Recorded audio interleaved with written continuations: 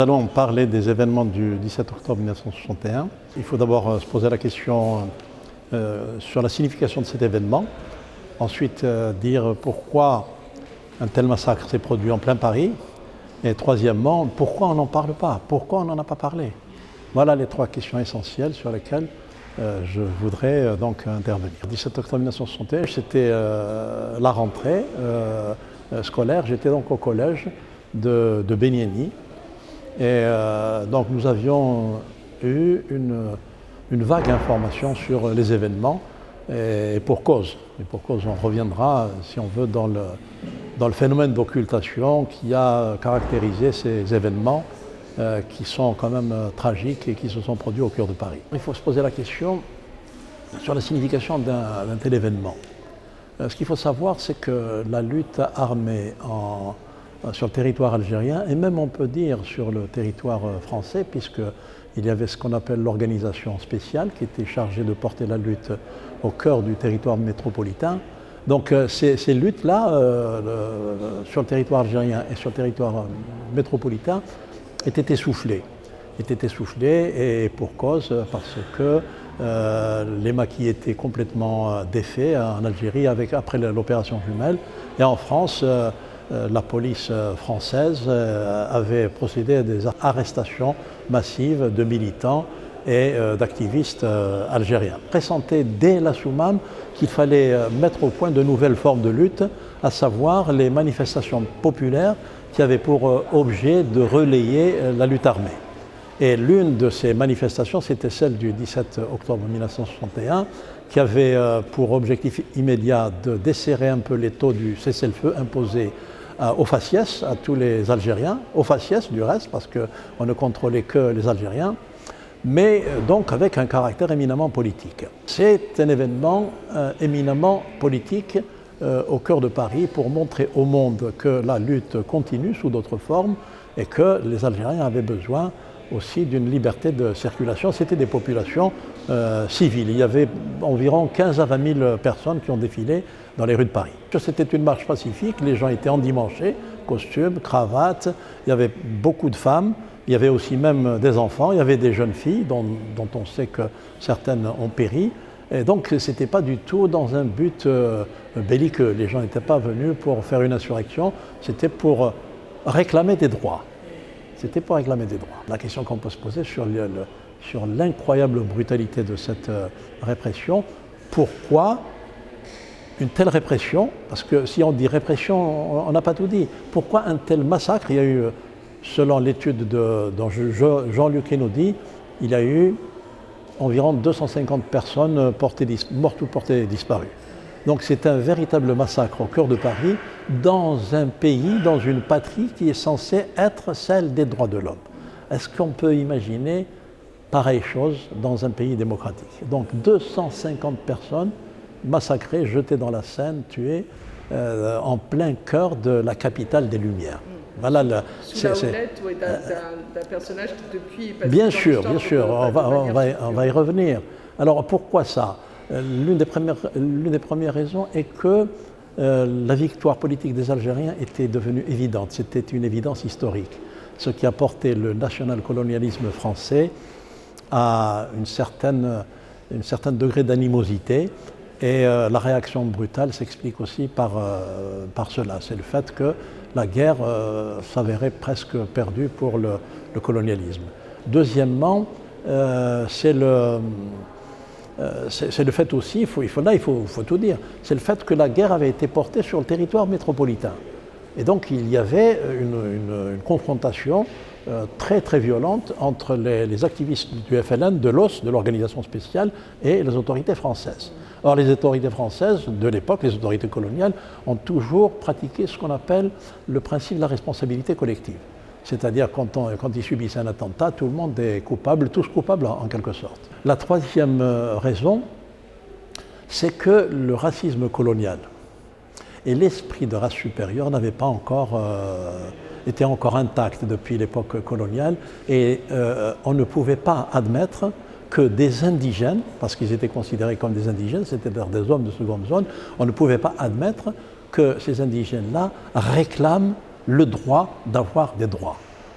Et ça, sur le territoire même sur le territoire algérien, on ne pouvait pas, les ultra-colonialistes ne pouvaient pas admettre que des indigènes puissent réclamer le droit d'avoir des droits. Imaginons qu'un jour, les animaux réclament le droit d'avoir des droits. J'imagine le massacre qui pourrait avoir lieu. Or, c'était un peu dans cet état d'esprit à l'époque. On commence à lever le voile. Les autorités françaises, déjà avec François Hollande, avaient commencé à lever le voile sur ces événements parce qu'il y a eu une véritable chape du silence, une véritable omerta sur ces événements. Alors la question qu'on peut se poser, pourquoi? Pourquoi un tel massacre en plein Paris, d'une ampleur aussi grande? Pourquoi a-t-on voulu jeter le voile? La première des raisons est qu'à l'époque, il y avait un trio au pouvoir qui était De Gaulle, il y avait aussi Debré, Michel Debré, qui était un partisan acharné de l'Algérie française, et il y avait aussi Roger Frey, qui était le ministre de l'Intérieur, et avec cela, il y avait un sombre exécutant qui s'appelle Maurice Papon, et dont on connaît toutes les turpitudes dans le régime de Vichy. Donc, c'était très difficile de mettre au grand jour une telle turpitude alors que le chef de la France, le président de la France, c'était le chef de la France libre. Comment peut-on imaginer que sous le chef de la France libre, qu'il y ait eu pareille turpitude au cours de son mandat? La deuxième raison est qu'il y a toujours eu dans l'histoire coloniale française un esprit d'évitement, c'est-à-dire on ne parle pas des choses négatives. La République est une blanche colombe et on ne doit pas dire tout ce qui peut lui porter atteinte ou la noircir. Et ça a été comme ça durant toute l'histoire coloniale. La troisième raison, il me semble qu'elle est fondamentalement importante, c'est que très peu de temps après, je crois 4 ou 5 mois après, il y a eu ce qu'on appelle les événements de Charonne. Et les événements de Charonne, à tel point qu'on a fini, ils ont enseveli, ces événements ont enseveli les événements de la Seine, les événements du 17 octobre 1961. Donc, à tel point qu'on, maintenant, dans l'imaginaire populaire, dans la mémoire collective, quand on parle des événements tragiques de Paris, à la fin de la guerre d'Algérie, on pense beaucoup plus à Charonne. Et pour Charonne, il y a eu, je crois, une dizaine de morts, 11, il me semble. Et on a ouvert une commission d'enquête qui n'a pas abouti, mais on a ouvert une commission d'enquête.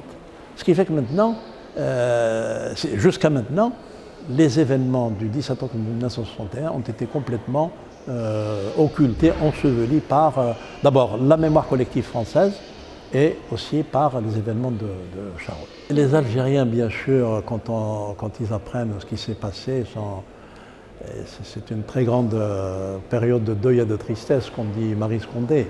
Mais ce qui est paradoxal, c'est que les autorités algériennes, je disais tout à l'heure que les autorités françaises avaient fait tout pour occulter ce qui s'était passé à l'époque. Eh bien, il faut aussi reconnaître que les autorités algériennes ont tout fait pour ensevelir ces événements. Pourquoi? La raison est simple. La raison est que ces événements se sont déroulés à l'époque où la guerre était menée sur le territoire métropolitain par la Fédération de France du FLN, et que cette Fédération de France du FLN en 1962, elle s'est ralliée au GPRA. Or, le pouvoir en 1962 a été récupéré par l'armée des frontières et Ben Bella. Et il était absolument impensable que l'on puisse évoquer ces périodes-là pour glorifier la Fédération de France, comme d'ailleurs tous les événements qui n'étaient pas au bénéfice du pouvoir de l'époque, comme le 19 mars, comme la Soumam, etc. L'histoire du 17 octobre est enseignée aux petits Algériens, aux petits Français d'ailleurs. Comment est-il enseigné? En Algérie, très peu, parce que, pour les mêmes raisons, c'est-à-dire on ne voulait pas valoriser le rôle de la Fédération de France.